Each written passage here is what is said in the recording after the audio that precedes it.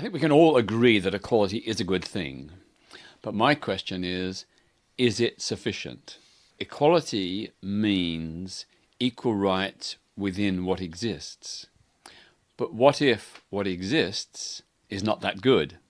So you can look at a whole range of social issues and see that there have been big advances in the last few decades for women, black and ethnic minority people, people with disabilities, lesbian, gay, bisexual and transgender people.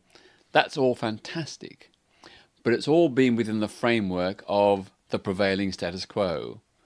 And I would suggest that in many respects that status quo is not very good at all, and that we really need an agenda beyond equality. So to give you an example, we've had formal equality for women and black people for decades, yet there is still racism and still misogyny. Women have made great progress, but still on average their earnings is only about 15% below that of men. You look at women's advancement at the higher echelons of social institutions, still there is massive underrepresentation of women. Likewise with black and ethnic minority communities, again, all the official and formal discriminations have been abolished and are protected against, but still we see black and Asian people underrepresented in senior positions, higher rates of poverty, bad housing, poor outcomes in terms of healthcare and so on.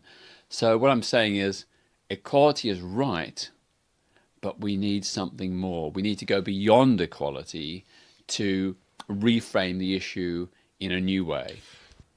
How do we apply that concept then to the LGBTQ plus community, or women, or black and minority ethnic groups, for example? Well, you mentioned about minorities. I don't think this is a minority issue.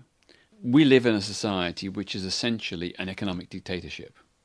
The very rich and powerful hold all the votes. They have all the power to make all the key decisions in both private enterprises and in public institutions like the National Health Service and local councils. It means that the vast majority of employees are frozen out of economic decision making. So of course it's good that we have better health and safety regulations. We've got the safety net of unemployment benefit for those who become jobless, etc. But we really need to think about changing the economic structures of society to give the average person a stakehold in the place where they work. And I would like to see, for example, employee and consumer directors on the boards of both public and private institutions, where they can have a direct input into how the enterprise works, where they can have access to the corporate information, where they can blow the whistle when bad things are happening. When you look at movements like the Me Too movement, which has become the Time's Up movement now, is that going far enough? Have they got the right objectives at this time, do you think? I think these movements precisely show why equality has not been sufficient. Women have had legal equality and protection for decades, but quite clearly that has not been sufficient.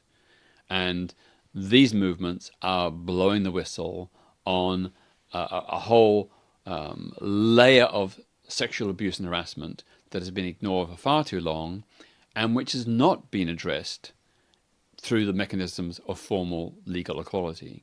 So law reform is important, but it doesn't go far enough. We have to also change the culture, people's attitudes, values, mentalities, the way they treat other people in day-to-day situations. So again, it shows that mere equality in law is not sufficient. As with most human rights issues, you're kind of one step ahead of the pack here, Peter, aren't you? Do you think society is ready to approach this next stage of the journey, or because we're just now going through this watershed moment and watching the Me Too campaign gather momentum? So are we ready for the next stage yet? I think people are, but it means we have to reframe the issue beyond equality. Every social movement in my lifetime has always been premised on the mantra of equality. And, I've supported that because I'm against discrimination, and ending discrimination has been a very important thing for millions of people in our society. But quite clearly, we have to go the extra step. We have to look beyond mere formal legal equality to changing systems, structures, institutions, and interpersonal relations so that the formal legal equality can be reflected in day-to-day life, in the way individuals are treated. And this is ultimately about you and me and all of us. It's about making life better for all of us, saying that what exists is not good enough. It could be better. We want to change society from what it is to what it could be. And if we do that, everyone will gain. Let's change the law, which for the most part we have already done, but let's also change the culture. And the way we change the culture, there's two major avenues I see. The first is through the media. The media is the main means of social communication, both mainstream media and social media. That's where people get their ideas from. We need to ensure that media is less prejudiced, more inclusive, more embracing of people who are different, more open to people of different cultures and backgrounds and ideas. And then also we need to look at the issue of education. I've argued for many years that equality and diversity lessons should be a mandatory part of the school curriculum. And I say that because no child is born prejudiced. That's learned behavior. People become prejudiced because of the bad influences of their parents or other adults around them, or their peers at school or in the neighborhood. If we can challenge that from an early age in school, I think we'll end up with a society that's more open and tolerant and inclusive, and that's a kinder, gentler society which I want to live in.